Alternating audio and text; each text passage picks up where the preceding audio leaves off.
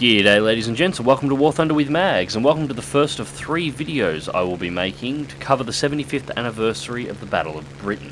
Gaijin have chosen to remember the anniversary of the Battle of Britain with an event, by which the German forces have to attack shipping in the English Channel, while the British forces have to defend this shipping from destruction. Now in this particular event, the advantage is given heavily to the Luftwaffe forces, which is actually rather correct. The opening strikes of the Battle of Britain, Luftwaffe forces struck at shipping in the English Channel with the intention of shutting down all merchant transport moving through the Channel.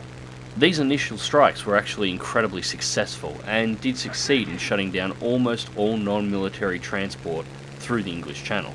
In the event, however, it does make getting a good dogfight incredibly difficult, as the majority of the German team will consist of bombers that will be rushing directly towards the transport fleet that needs to be destroyed.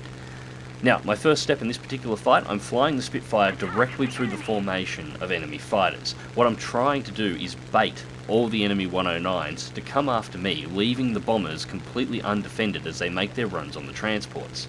Now unfortunately I was only partially successful. 3 109s have broken off and are floating around in the area, 2 of them have altitude on my current location, but I'm also being met by 2 additional Spitfires that are heading out in this direction to engage these 109s as well. They had the same idea as I did, they just climb a little bit higher. Still, that's 3 less fighters on escort on the bombers as they go in to make their bombing runs on the transports, and the rest of the British team is in position to intercept the bombers as they dive in to make their runs. So first steps in this fight, I'm trying to get a little bit of altitude when I can. I'm trying not to let my airspeed drop down too low, however. I'm aware that these 109s have a severe energy advantage on me and I need to be in a position to rapidly engage. I don't want to be caught in a low energy state by diving 109. In fact, we already have one 109 moving in to make his attack. So roll the Spitfire over, dive vertical and then pull in underneath his guns. This causes the 109 to overshoot. Bank around hard right so I'm 90 degrees on the last angle that I knew he was flying through, just in case he's turning back. He's not, he's booming out. Smart pilot. Continue a gentle climb. And now I'm keeping a watch on the other 2 109s as they have dropped altitude to engage the other Spitfires. We're all now at approximately the same altitude. So at this point, 109 has continued to engage Spitfire and has dropped all the way to low altitude. We have 1 on altitude with me. The third 109 that I dodged before is getting ready to make a turn back and does have an altitude advantage. However, there is 1 Spitfire at a higher altitude than me that is moving to intercept him. So I'm going to take the 109 at mid altitude. 2 kilometers from the 109, begin nosing down. I don't want to dive too steeply here. I am going incredibly fast and I would hate to put myself in a wing rip. The 109 pulls and tries to get altitude, so point the nose straight up and force him into a stall before rolling the plane back over and reinitiating a dive on top of him. Throttle the engine back during the dive. I don't want to accelerate too quickly to the point where I cannot pull out here. I don't need to. Gravity will speed the plane more than I need to, then push it back into WEP as I've got the nose slowly starting to rise out of the vertical. Off WEP as I go through the rollover. Now I'm not going to try and follow the 109. The 109 has a better roll characteristic than the Spitfire does. So, bank it around hard. Move to cross guns. And I've got all the speed to actually intercept this 109 at the moment. 1 kilometers range and closing. Now I'm keeping an eye on what's been going on the rest of the battlefield. It looks like the majority of the bombers ran into the wall of British fighters and got themselves cut to pieces. This is good as it means we're not at any risk of losing the ships and I don't have to break away from this engagement. So we've now got 3 aircraft ahead. The 109 are moving to engage, makes a pass at a Spitfire at low. He goes into a hard bank. I continue through into gun range, but he's got a little bit more elevator authority than I do, manages to pull the rollover tighter and then rolls the plane out, and this told me straight away he's a good pilot. He's trying to get me to overshoot and then engage in a turning battle. Now, the 109E actually can almost turn with a Spitfire if you know how.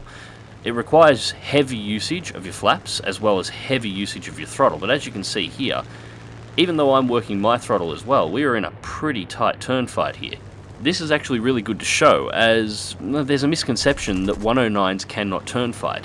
At higher levels this is most certainly true. A 109 engaging a Spitfire at around Era 3, Era 4 would be suicide for the 109. However, at this level, if you know what you're doing, unfortunately for the 109 pilot, he pulled himself up too sharply there and forced himself into a stall. This gave me a perfect position to line up the guns. and that secured me a critical strike to the tail. I don't know how much this has affected his manoeuvrability, however you can see he's not incredibly interested in continuing this fight anymore. He's now trying to open the distance. However, he's not running without aim, he's actually running directly towards two friendly E-Series 109s. So I go underneath the first one, I take a clip to the tail, 20mm cannon, it does damage, but nothing too severe, pass directly under the second one without risk. Now at this point I'm expecting those two 109s to be pulling back onto my tail, so I'm not truly interested in slowing down or engaging in any form of tight turning at this point. I need my speed. I'm doing 450 kilometers an hour, I need to keep that up. Now at this point I've managed to secure a second critical hit to the tail. It looks like he's lost a lot of elevator authority and possibly full control of his rudder.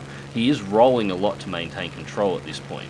And I've just performed a head check which has confirmed that one of the 109s is already down, the second one is being engaged by a second Spitfire, so I'm safe to begin manoeuvring with this guy. Dip and duck over, as I roll the plane over to make a kill shot, he goes into the drink. Now I turn back around to assist the Spitfire behind me, however his 109's also about to go down. Now what I didn't realise at the time, you would have noticed when those two 109s passed over me, they were very intent on going head on. Well, they actually continued that onto the second Spitfire that was directly behind me, and it cost both their planes. Their overconfidence in having cannons mounted meant that they were sure that they were going to survive an head-on encounter. What actually happened is the Spitfire behind me sprayed both of their engines and destroyed them, and then just banked out of the way of the cannon shots. This goes to show once again that head-ons, except for a very small selection of aircraft, should always be a last resort, not your primary attack. As for this battle, it's pretty much over. There is only one player aircraft remaining on the German side. It's a Ju-88 and it's currently in the process of being intercepted. It's going to be down in the next few seconds. British victory. So as I said earlier, why the event is surprisingly accurate to history, portraying the initial strikes of the Luftwaffe against Britain at the very opening stages of the Battle of Britain, specifically British shipping. It also doesn't really create an environment where you can really show off the capabilities of an aircraft in a dogfight. So I had to take the Spitfire IIa over into standard matchmaking. And of course I got Hokkaido, because you always get Hokkaido. Actually, I really need to stop saying that. It's Preparation Hokkaido. The map itself is actually Guam. So the American team in this match is one Thatcher's Buffalo, and the rest of the American team is almost exclusively P-40s. And that is a lot of 50 cals. Now, once again, I was flying out to meet the American forces. Upon seeing that, well, they're all flying in a group, and they've got some altitude, which is both a rare combination. And the British forces hadn't actually managed to catch up to me yet. Gained some altitude rapidly, I had the speed to do so and still keep it above 300 kilometers an hour. Turned back towards British forces, and fly to meet up. Now, while I am flying back, I am trying to fly parallel to the American team, because while I'm here, I'm proxy spotting the entirety of the American team for British forces to set themselves up for their attacks. As they begin to engage, I begin my turn back, begin selecting targets. Now, as I'm one of the highest altitude aircraft on the British team, first target is anything that is at my altitude or above. So first target P-40 is 4 kilometers out. There's most certainly closer aircraft that I could dive on, but this would be handing the energy advantage to the American team. I want to kill them or force them down before I begin engaging lower targets. Just keeping an eye on what's going on beneath me as I'm closing in on this P-40. We're down to a kilometer's range, he's closing in fast. Invert and pull into a loop to cut myself underneath his guns, taking it back into the vertical in order to gain an energy advantage and an altitude advantage on the P-40. Half roll through the loop to bring myself back around, closing distance fast. Credit to the P-40, he doesn't attempt to turn back into a dogfight. He sees a second Spitfire and noses down and moves to engage it. And this was all I needed to do to drop out all of the high altitude targets. Now everybody is beneath me, I can begin looking at the targets below and working out who to attack. Unfortunately I wasn't able to close fast enough to prevent our first Spitfire from being taken out. Moving in on a P-40, going high, he's almost at stall, brings himself over. Not quite enough lead on the shot, but enough to get him down into a dive. Pull up from underneath, again try and intersect him with the guns. Not quite fast enough, roll over and drop in on his 6. Shots passed, he is trying to run, but outrunning the bullets is hard. Some shots on the wings, nothing major. This is only Spitfire IIa, so it's only 30 caliber machine guns, it's not cannon armed. The first P-40 is continuing to dive, and I don't want to give up all of the altitude just yet, so turn back hard and engage this second P-40. Roll the plane, continuing to track target. Take the lead in first hits, again, only light hits, nothing too major. Take a risk here, quickly cut up over the guns, drop the throttles back, half stall the Spitfire and bring it back into a dive to fall back into attack position. I've got shots whizzing past from behind. So I do have a tail at the moment. I'm hoping he won't be able to follow. Take a slight hit to the left wing. Continue following the first P40. Critical strike. And I've got an aircraft destroyed. The P40 that I hit before, I must have done critical damage. He's lost control and he's put it into the ground. A quick check of my 6 shows that I've got the Buffalo as well as one P40 on my tail. Quick half loop over, duck underneath their guns and move to engage this third P40. I can continue avoiding the ones that are on my tail without too much of an issue at the moment, although I take another big hit there. Shots in and I take out Turd Smasher's engine, then full elevation turn to pull myself out of the guns of the second P40 and the Buffalo that's currently on my 6. Continue the turn. Move to engage Fennec 150. The Buffalo to my left I could easily turn in on the tail of and take it out. It is probably the most dangerous aircraft if the pilot is good because of its turn rate. However, attacking it would have put me in front of the P40's guns. Move to pursue Fennec. The second Spitfire looks like it's banked over to engage the Buffalo. However, I take another hit from behind and I don't think it's the Buffalo, so pull the plane into the vertical and again roll through the loop. And it's another P40 that was moving to engage. Crinlock pulls himself into a stall after making the move. Continue a hard left-hand bank. Dip the nose down as I see the F2A. It looks like it's trying to make a pass, however it's smoking hard. Crinlock's at a low energy state, tries to pull back into a climb after just coming out of a stall. This has got him slow. You can see I blew off his elevators there and then set him on fire. With that kind of damage, he is definitely out of this fight. It looks like the F2A has been taken out by the other Spitfire. That leaves 2 P40s left. At this point, me and Oxclaw are the last 2 British aircraft remaining against 3 American aircraft. However, there goes the P40 that I just shot down, and that brings the numbers down to 2 versus 2. And one of those P40s is Turd Smasher, the plane who I smoked the engine of just a moment ago. And there he goes into the drink as well. Obviously his engine did fail and he didn't make it back to base for repairs, so that brings it down to a 2-on-1 fight. Now my water temperature is currently on amber, but that's okay. I can afford to ride the WEP a little bit to close in. 370 kilometers an hour moving in on this last P40 and gaining some altitude. I want to get a little bit of height, so when I get into position to attack, I'm diving in on him.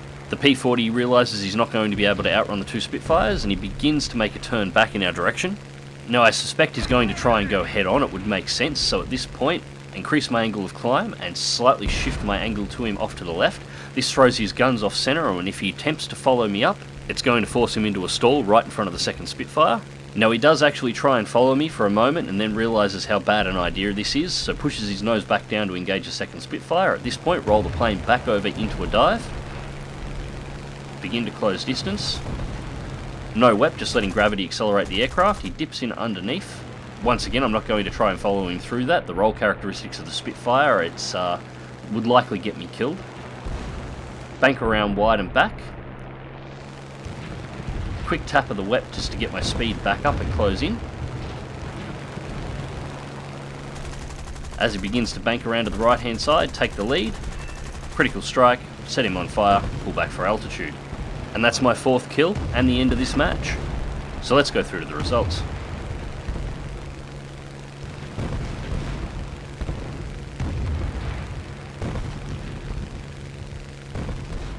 So, first place for the team with 4 kills, Fighter Rescuer, Avenger, Multi-Strike X2, Professional X3, Shadow Strike Streak X3, Wind Streak X2, got a new decal. Final Blow, Terror of the Sky and Bulletproof, 54,355 Silver Lions, and 3,008 research points, no modifiers applied as I have nothing to research. So the Supermarine Spitfire IIa, an absolutely legendary aircraft from the Battle of Britain, and quite a lethal one, as you can see, despite its lack of cannon. The Spitfire's historical design parameters are extremely well suited to the type of combat you see in War Thunder, so it's absolutely no surprise that the Spitfire line ranks amongst some of the most dangerous aircraft in War Thunder, regardless of era or battle rating. Anyways, ladies and gents, I hope you enjoyed the video. Click like if you do, subscribe if you want to see more. Fly smart, fly safe, and I'll catch you in the skies.